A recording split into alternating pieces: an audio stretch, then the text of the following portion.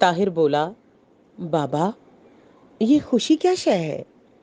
बाबा ने कहा, जीवन चिता पर पानी डालकर ठंडक लेना खुशी है। ताहिर बोला, बाबा, और ये दुख क्या?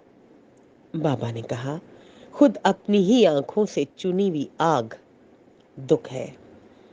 ताहिर बोला, बाबा, मैं खुश होना चाहता हूँ, अपना असलूब आसान कर दो।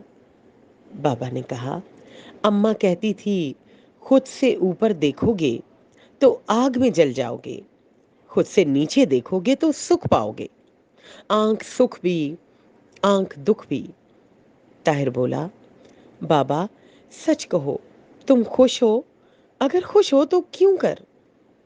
बाबा ने कहा, आकाश की और उठती शानदार इमारतों को, चमचमाती गाड़ियों को, खुश लिबास लोगों को देखकर मैं हसद की आग में तपने लगता हूँ, अंदर से जलने लगता हूँ।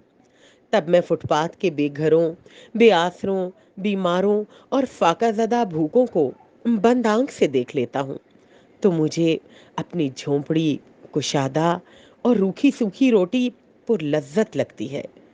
तुम बताओ, खुशी और क्या है?